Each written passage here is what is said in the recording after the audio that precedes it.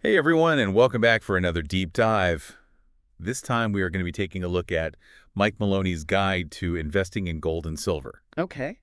and really trying to glean what we can about money, currency, and particularly the future of the U.S. dollar. Yeah, you know what I find really interesting about the book is Mm. how Maloney draws a really clear distinction between money Okay. and currency. Okay. So he says that things like gold and silver, these are real money. Right. They have intrinsic value. Mm-hmm. Currency, on the other hand, he says, is just a medium of exchange. Right. It's basically a promise, Uh-huh. but it doesn't always hold its value, especially when we're talking about a fiat currency like the US dollar. I see what you mean. Yeah. Yeah, it's like, I don't know, the age-old debate of renting versus owning your home. Right. You know, a house is a tangible asset. It's a store of value. Exactly. Whereas renting is just, you're kind of at the mercy of the landlord. It's temporary. Exactly. And that distinction is so key when we start thinking about our own savings Okay. and investments. Mm-hmm. Because if a currency is debased, as we see with inflation, our purchasing power is eroded. Right. But gold and silver have historically acted as a safe haven.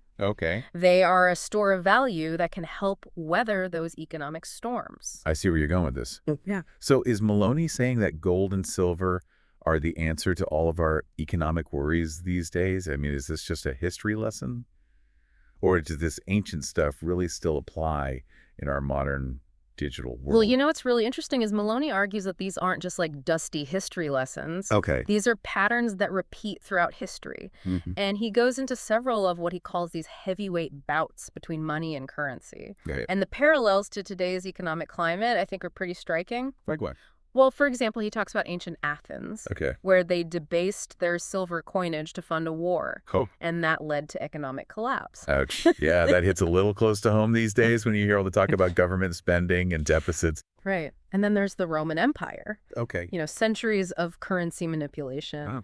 debasing their coinage again and again, Wow. eventually led to their downfall. Okay. So Maloney's point is when a government starts tampering with its currency, Yeah. it rarely ends well. All right. Well, those are some pretty heavy historical examples. Anything a little bit more recent that might resonate with us today? Yeah, absolutely. Okay. Take the tulip mania in the 1600s. Okay. It's a classic example of how mass psychology, can drive these markets to unsustainable heights. Right. People were convinced that tulip bulbs were going to make them rich, Uh-huh. drove prices sky high Yeah. until the bubble burst. Right. And left a lot of people in financial ruin. Exactly. So you're saying that these booms and busts are driven as much by human behavior as economic forces. Precisely. So we haven't learned anything. I mean, human nature hasn't changed that much over the centuries. Hmm. Another fascinating example he brings up is John Law's France in the 1700s. He introduced paper money backed by, well, not much of anything. Mm-hmm. It led to a short-lived economic boom, followed by a really devastating bust. Oh, wow. And this was one of the first experiments with the central bank and paper money. Oh, yeah. And it shows just how easily things can go wrong. So history is full of these cautionary tales. Yeah.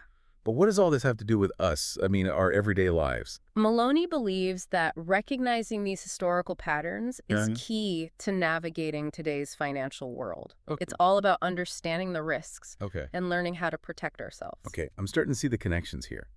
So history might actually hold some clues about where we're headed.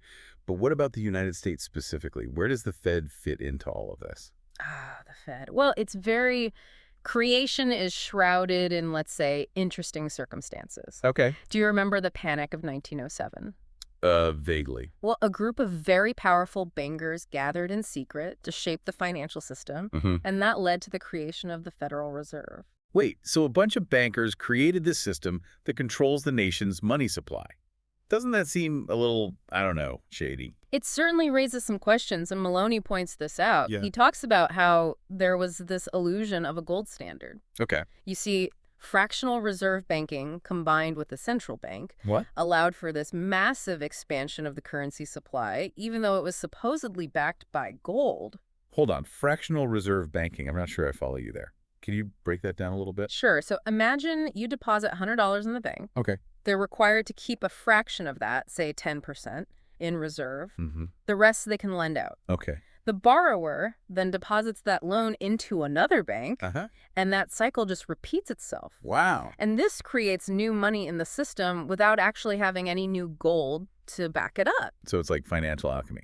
Money multiplying out of thin air. What about income tax? Was that always a thing? No, the federal income tax was created in 1913, the same year as the Federal Reserve. Oh, wow. And guess what? It was specifically designed to service the debt owed to, you guessed it, the newly formed Federal Reserve. It's a detail I think a lot of people overlook. Yeah. Okay, so the Fed is born. We have the income tax. Yeah. What happens next in this saga of the U.S. dollar? Well, let's fast forward to the Great Depression. Okay. The government's attempts to manipulate the gold standard backfired in a big way. Really? They raised interest rates to try and protect the dollar, which actually just made the crisis worse. So trying to control the system actually made things worse. That's a little unsettling. It really highlights the unintended consequences, especially when it comes to government intervention with money. Yeah. And then came Roosevelt's confiscation of gold in 1933. Wait, the government just took people's gold? Yes, they made it illegal for citizens to own gold. Wow. They forced them to sell it to the government at a fixed price. Okay. Then they devalued the dollar and raised the price of gold, giving themselves a 69% profit. So they basically just stole people's money. It was definitely a controversial move. Yeah, I'll say. Then came the Bretton Woods Agreement, Okay. a new attempt to stabilize the global monetary system using the U.S. dollar as the reserve currency, backed by gold. Okay. But Maloney argues that this new system was fundamentally flawed from the start. So the gold standard gets a makeover. The U.S. dollar becomes the global reserve currency. What happens next? Does this new system hold up? Well, the unraveling of Bretton Woods began in the 1960s. Yeah. The U.S. just couldn't keep up with its promise to redeem dollars for gold. There was simply too much currency floating around. So the system was essentially living on borrowed time. What happened when it all came crashing down? I know Nixon took us off the gold standard, but I never really understood why it mattered. Yeah. So the system was essentially living on borrowed time. What happened when it all came crashing down? I know Nixon took us off the gold standard, but I never really understood why it mattered. Yeah, it was a pivotal moment. In 1971, Nixon ended the dollar's convertibility to gold, Okay. basically taking the U.S. off the gold standard for good. So the dollar became kind of like an IOU from the government, Right. with nothing to guarantee its value.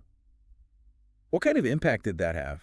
Well, it meant that the currency was subject to a lot more manipulation and inflation. Okay. And, of course, the free market reacted to that. How so? Well, the 1970s saw a gold rush Right. with prices going through the roof, Okay. basically reflecting that the dollar had been debased. So the market was saying, hey, this dollar isn't what it used to be. Exactly. And there was this period that Maloney calls the invisible crash. Invisible crash. Yeah, from 1966 to 1982. Okay. And he points out how inflation was stealthily eroding the value of investments, even as prices seemed to be going up. It was this hidden crash. The hidden crash. Yeah, silently robbing people of their purchasing power. So even during apparent economic growth, Yeah. there can be these underlying forces eating away at our wealth. Right. Think about it this way. Okay. Your paycheck might have stayed the same, but everything around you got more expensive. So you could buy less with the same amount of money. That's inflation in action. Yeah, it's a stealth tax. Right? It can be hard to spot, but it really impacts our financial well-being. That is a little unnerving. And understanding these historical events gives us some really crucial context for today's financial world, you know? Yeah, for sure. We are still living with the legacy of these decisions from back then, Okay. with the booms and the busts and those invisible forces. So before we get too deep into today's challenges, can you walk us through some more recent examples of these booms and busts that Maloney talks about? Yeah, of course. So Maloney uses some really striking examples to Right. show how these cycles keep playing out. Like what?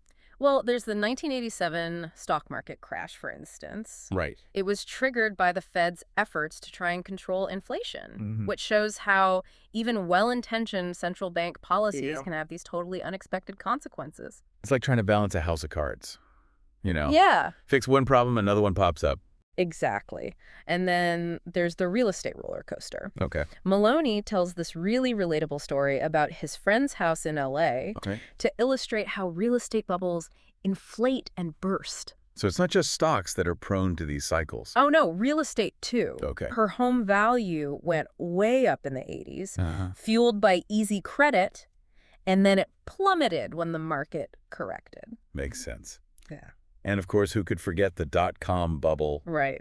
of the late 90s? Yeah, it's a classic example of Yeah. speculation, euphoria, and of Yes. course, the inevitable crash. All those promises of the new economy. Right. Everyone thought they were going to get rich off tech stocks. And many did, for a little while. Yeah. Those who bought in at the peak, though, learned a tough lesson. Definitely. So Maloney is painting a picture of recurring booms and busts, often fueled by central bank policies and market psychology. Right. But he also makes this interesting argument about a crash that most people didn't even see. What's that about? It's one of the most compelling parts of the book, I think, Okay. in the chapter called The Dow is Crashing, but you can't see it. Okay. Maloney says that looking at the Dow Jones Industrial Average in dollar terms can be really misleading. Okay. We need to measure it against things like gold, oil, and commodities. Get the true picture. Yeah, to get a true sense of its value. So he's saying the dollar itself might be part of the illusion. Exactly. That the Dow might be going up in dollar terms. Yeah. But its actual buying power is decreasing. That's right. He points out how the Dow, when measured against gold, oil, and commodities, reveals a very different picture. And what does that picture look like? It's a picture of declining purchasing power. Can you give us some specifics? How much has the Dow's buying power eroded? Well, he uses gold as a prime example. In 1999, it took 45 ounces of gold to buy 1 share of the Dow. Okay. As of the time he wrote the book, Yeah. it took less than 15 ounces. Wow, that's a big difference. Yeah, that's a 67% decline in value Wow. when measured in real money. So the stock market might be going up, but its ability to buy real, tangible assets is shrinking. That's the point Maloney is making. He also takes aim at the way we measure inflation. Okay. He calls the Consumer Price Index, or CPI, the CPI. The CPI. Yeah, because he thinks it understates the true rate of inflation. So the official inflation numbers might be sugarcoating the problem. Yeah, he believes that the way the CPI is calculated masks the real erosion of purchasing power. Okay, and what exactly does he mean by stealth tax? Well, he's arguing that inflation is this hidden tax, a stealth tax, because it silently robs us of our wealth without us even realizing it's happening. Like a pickpocket. Yeah, you don't notice until it's too late. And this leads us to what Maloney calls the perfect economic storm. Okay, that sounds ominous. Yeah. What is this perfect economic storm, and what are the factors that have you worried? He argues that these converging forces of debt, deficits, trade imbalances, and currency manipulation are setting the stage for a major economic crisis, much like the historical cycles we've been talking about. All right, let's break those forces down one by one. Let's start with debt. How bad is it? Well, at the time he wrote the book, the U.S. national debt was over $8 trillion. Okay. And Maloney points out that this figure doesn't even include unfunded liabilities. Unfunded liabilities, what are those? Basically, it's promises that the government has made for future spending, but it doesn't have the money to cover. So, promises they've made, but they don't actually have the money to keep. Right, things like Social Security and Medicare. Okay, that's a little scary. Yeah. How big of a problem are these unfunded liabilities? Well, Maloney cites a figure from David Walker, who was the former Comptroller General of the United States. Right. And he estimated that the total outstanding U.S. debt, including these unfunded liabilities, was a staggering $53 trillion. $53 trillion. Yeah, that's a lot of money. To put that into perspective, that's over $1 million of debt for every family in America. Wow. That is a lot of debt. Yeah. But how does all of this tie back into gold and silver? What does this have to do with the average person's finances? Maloney argues that this level of debt, combined with all the reckless spending and the continuous creation of new currency, will inevitably lead to a significant devaluation of the dollar. And when a currency devalues, guess what tends to hold its value? Gold and silver. Bingo. Maloney believes that this perfect economic storm is going to trigger a massive wealth transfer. People who hold dollars are going to see their purchasing power diminish, while those who hold real money, things like gold and silver, could come out ahead. So that's the doom and gloom part. Yeah. But Maloney also talks about a silver lining, right? What's the optimistic side to all of this? Is there a way to not just survive this storm, but actually thrive? So that's the doom and gloom part. But Maloney also talks about a silver lining, right? Yeah. What's the optimistic side to all of this? Yeah. Is there a way to not just survive this storm, but actually thrive. Yeah. He believes that while this potential crisis is going to be devastating for a lot of people, it also presents a really significant opportunity. Right. Those who understand these historical cycles can potentially profit immensely. So how does someone take advantage of this silver lining? Does it all come down to gold and silver? Well, Maloney sees gold and silver as a hedge against inflation and financial to protect your wealth during those turbulent times. And he dedicates a big chunk of his book to practical advice on investing in precious metals. So is it just as simple as buying some gold coins and stashing them under your mattress? He says it's not quite that simple. No. He cautions against common traps. Like what? Like buying overpriced collectible coins or falling for schemes that promise unrealistic returns and using too much leverage, which can magnify your losses just as quickly as it can amplify your gains. Yeah, that makes sense. Sounds like there are a lot of sharks swimming in those waters. Yeah. What's his advice for avoiding them? Where do you even begin if you're interested in getting into precious metals? He recommends a few key things. First, stick with reputable dealers. People who have a proven track record. Second, do your research. Understand the true value of what you're buying. And finally, be really wary of anything that sounds too good to be true. If it sounds too good to be true, it probably is. Exactly. He also gives some practical tips on storage. Both at home and in professional vaults. So let's say someone has done their research and they're ready to invest. What are some of the different approaches Maloney outlines in the book? Well, he differentiates between investing in physical metal versus more indirect methods like mining stocks or ETFs. He views owning physical gold and silver as the most direct and secure way to protect your wealth. So holding the actual gold and silver is his top recommendation. Why is that? He believes that owning physical metal gives you true ownership and control. Outside of the traditional financial system. I see. It's something tangible that you can hold, not just a number on a computer screen. That makes sense. But what about those other options you mentioned, like mining stocks and ETFs? Are those viable options as well? He acknowledges their potential, but he also points out their drawbacks. Like what? For example, mining stocks are still subject to market fluctuations and company-specific risks. You're not just betting on the price of gold and silver. You're betting on the success of that particular company. Exactly. And ETFs, they can be convenient for investing in gold and silver. But they don't give you direct ownership of the metal. You're relying on the ETF provider to hold that metal and manage the fund. So if I'm hearing you correctly, Maloney's overall message is that physical gold and silver are the safest bet. But do your research and consider all your options before diving in. Would you say that's a fair assessment? Yeah, definitely.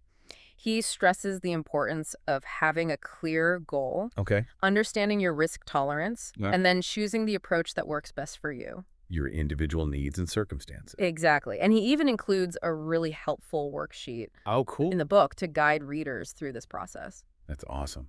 Well, we've covered a lot of ground today, from the history of currency and gold to the warning signs of a potential crisis, and even got into some practical advice on investing in precious metals. As we wrap up this deep dive into Mike Maloney's guide to investing in gold and silver, what are some key takeaways you think our listeners should walk away with?